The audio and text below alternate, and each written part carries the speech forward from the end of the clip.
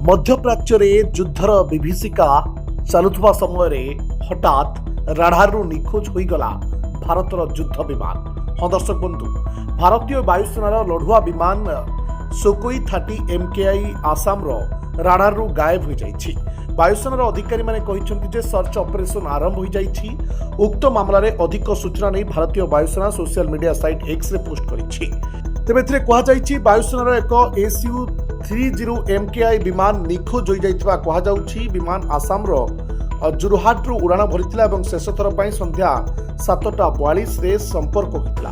अधिक सूचना संग्रह जारी रहिछि। तलाशी उद्धार अभियान आरंभ कर दिया जाइछि।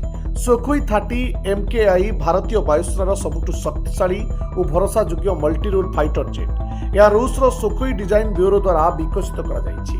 भारतीय वायुसेना यह फाइटर जेट्र विशेष रूपे कस्टमाइज संस्करण व्यवहार करे, जो MKI अर्थ मॉडर्नाइजर, कमर्शियल और इंडियन। ए विमानटी आकाश रु आकाश, आकाश रु भूमि एवं सामुद्रिक लक्ष्य भेद करिबारे सक्षम। यार सबुठु बड़ विशेषत्व यार सुपर मैन्यूभरबिलिटी, दीर्घ आक्रमण क्षमता, 2टी इंजिन युक्त शक्तिशाली डिजाइन। सुखोई 30 MKI ब्रह्मोस बड़ी सुपरसोनिक क्रूज मिसाइल नहीं जीवार मध्य सक्षम रखुछि, जो एयर स्ट्राइक कैपेसिटी अनेक गुण बढ़ी जाए। एथिरे आधुनिक avionics, multi function radar, threats, vector control और दीर्घ दूर जाए उड़ाण क्षमता अच्छी।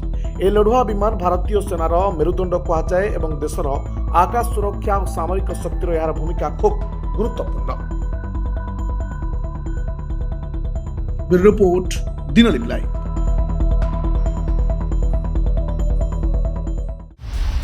दिनलिपि लाइव को एबे ही लाइक, शेयर, सब्सक्राइब करंतु।